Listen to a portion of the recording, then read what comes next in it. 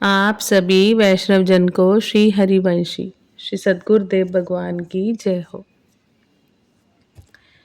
महाराज श्री की कृपा से, उनके श्री चरणों के बल से हमने साधक संजीवनी श्रीमद् भागवत गीता जी का कथन श्रवण कर, मनन और चिंतन कर अपने हृदय में, अपने आचरण में गुरु कृपा से उतारने के लिए प्रयासरत हैं। आइए हम महाराज श्री की कृपा से वाणी को आगे बढ़ाने का प्रयास करते हैं। यद्यपि यहाँ द्रोणाचार्य और भीष्म के बाद ही दुर्योधन को कृपाचार्य का नाम लेना चाहिए था, परंतु दुर्योधन को कर्ण पर जितना विश्वास था उतना कृपाचार्य पर नहीं था, इसलिए कर्ण का नाम तो भीतर से बीच में ही निकल पड़ा। द्रोणाचार्य और भीष्म कहीं कृपाचार्य का अपमान न समझ लें, इसलिए दुर्योधन कृपाचार्य को संग्राम विजयी विशेषण देकर उनको प्रसन्न करना चाहता है। ये भी चिरंजीवी हैं और आपके ही पुत्र हैं। ये बड़े ही शूरवीर हैं। इन्होंने आपसे ही अस्त्र शस्त्र की विद्या सीखी है। अस्त्र शस्त्र की कला में ये बड़े चतुर हैं। आप ये ना समझें कि केवल पांडव ही धर्मात्मा है, हमारे पक्ष में भी मेरा भाई विकर्ण बड़ा धर्मात्मा और शूरवीर है। ऐसे ही हमारे पितामह शांतनु के भाई पौत्र तथा सोमदत्त के पुत्र भूरिश्रवा भी बड़े धर्मात्मा हैं। इन्होंने बड़ी बड़ी दक्षिणा वाले अनेक यज्ञ किए हैं। ये बड़े शूरवीर और महारथी हैं। यहाँ इन शूरवीरों के नाम लेने में दुर्योधन का ये भाव मालूम होता है कि हे आचार्य, हमारी सेना में आप भीष्म, कर्ण, कृपाचार्य आदि जैसे महान पराक्रमी शूरवीर हैं। ऐसे पांडवों की सेना में देखने में भी नहीं आते। हमारी सेना में कृपाचार्य और अश्वत्थामा ये दो चिरंजीवी हैं, जबकि पांडवों में सेना में एक भी ऐसा नहीं है। हमारी सेना में धर्मात्माओं की कमी नहीं है, इसलिए हमारे लिए डरने की कोई बात नहीं है। मैंने अभी तक अपनी सेवा के जितने शूरवीरों के नाम लिए हैं, उनके अतिरिक्त भी हमारी सेना में शल्य, भगदत्त, जयद्रथ आदि बहुत से शूरवीर महारथी हैं, जो मेरी भलाई के लिए, मेरी ओर से लड़ने के लिए अपने जीने की इच्छा का त्याग करके यहाँ आए हैं। वे मेरी विजय के लिए मर भले ही जाएं, पर युद्ध से हटेंगे नहीं। उनकी मैं आपके सामने क्या कृतज्ञता प्रकट करूं। ये सभी लोग हाथ में रखकर प्रहार करने वाले तलवार, गदा, त्रिशूल आदि नाना प्रकार के शास्त्रों की कला में निपुण हैं और हाथ से फेंक कर प्रहार करने वाले बाण, तोमर, शक्ति आदि अस्त्रों की कला में भी निपुण हैं। युद्ध कैसे करना चाहिए, किस तरह से, किस पैंतरे से और किस युक्ति से युद्ध करना चाहिए, सेना को किस तरह खड़ी करना चाहिए आदि युद्ध की कलाओं में ये बड़े निपुण और कुशल हैं। दुर्योधन की बातें सुनकर जब द्रोणाचार्य कुछ भी नहीं बोले, तब अपनी चालाकी न चल सकने से दुर्योधन के मन में ये क्या विचार आता है, इसको संजय आगे के श्लोक में कहते हैं। अन्याय के कारण दुर्योधन के मन में भय होने से वह अपनी सेना के विषय में सोचता है कि हमारी सेना बड़ी होने पर भी, अर्थात पांडवों की अपेक्षा 4 अक्षोणी अधिक होने पर भी पांडवों पर विजय प्राप्त करने में तो असमर्थ है ही, कारण कि हमारी सेना में मतभेद है। उसमें इतनी एकता, संगठन, निर्भयता, निसंकोचता नहीं है जितनी कि पांडवों की सेना में है।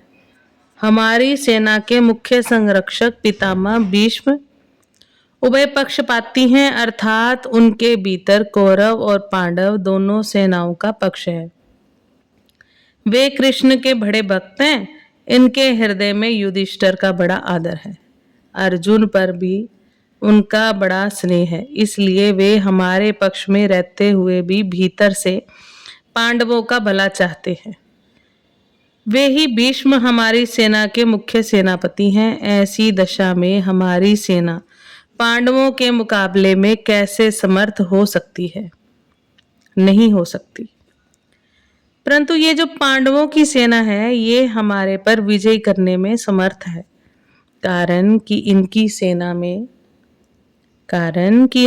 में मतभेद नहीं है, प्रत्युत सभी एकमात्र होकर संगठित है।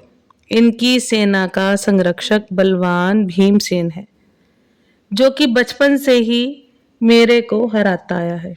ये अकेला ही मेरे सहित 100 भाइयों को मारने की प्रतिज्ञा कर चुका है, अर्थात ये हमारा नाश करने पर तुला हुआ है। इसका शरीर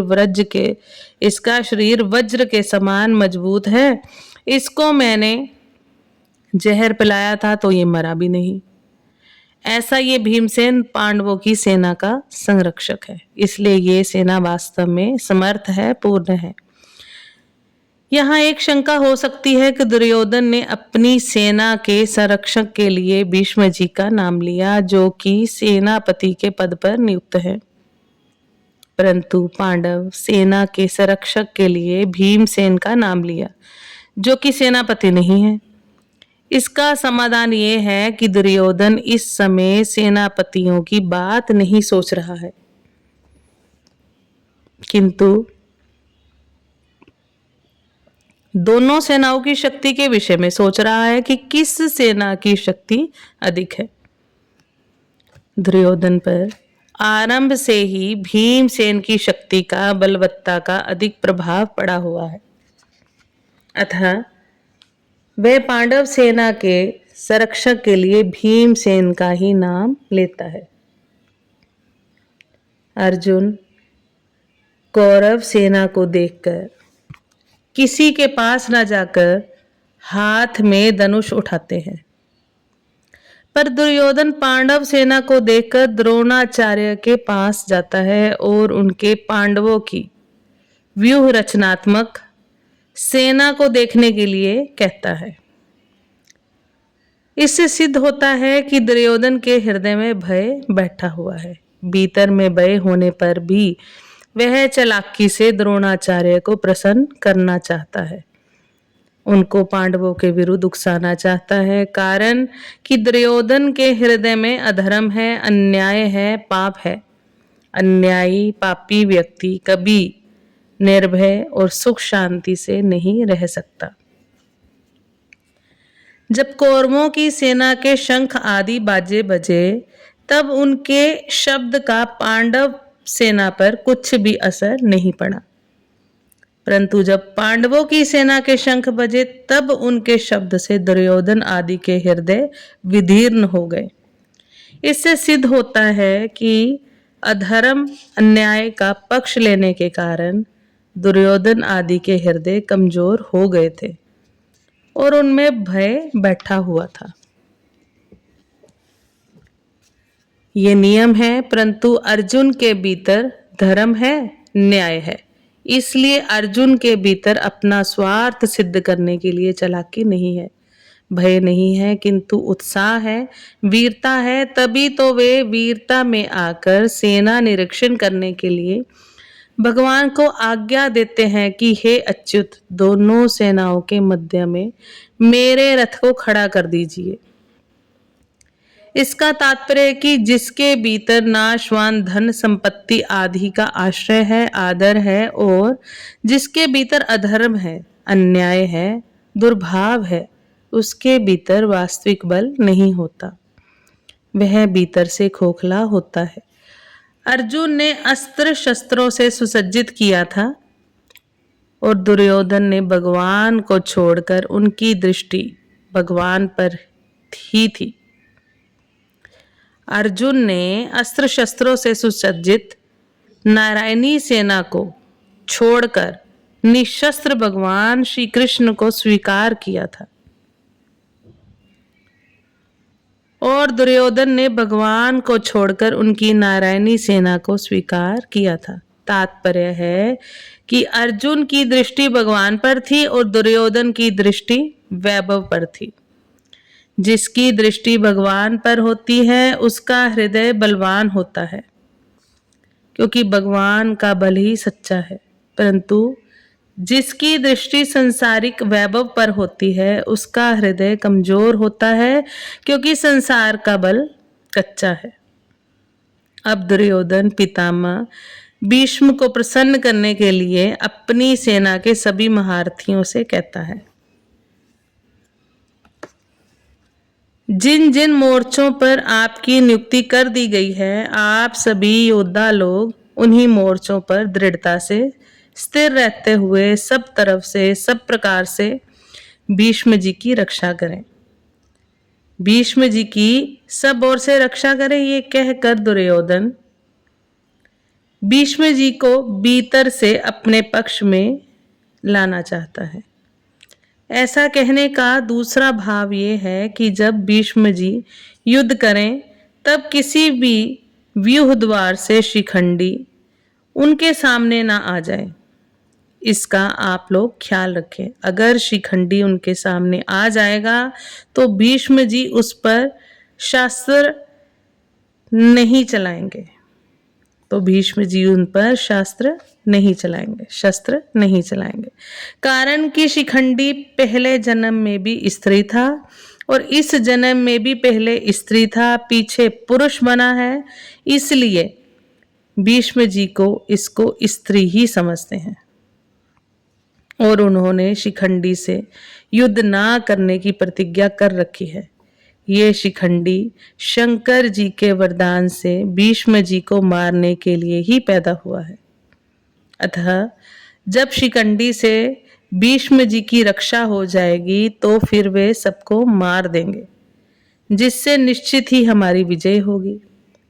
इस बात को लेकर दुर्योधन सभी महारथियों से भीष्म जी की रक्षा करने के लिए कह रहा है।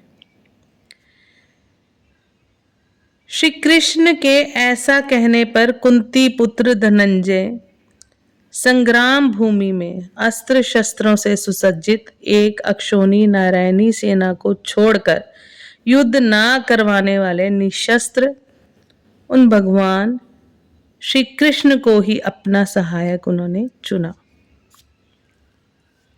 द्रोणाचार्य जी के द्वारा कुछ ना बोलने के कारण दुर्योधन का मानसिक उत्साह भंग हुआ देखकर उसके प्रति भीष्म जी के लिए किए हुए स्नेह सौहार्द की बात संजय आगे के श्लोकों में प्रकट करेंगे। आज हम वाणी को यहीं विश्राम देते हैं। महाराज श्री की कृपा से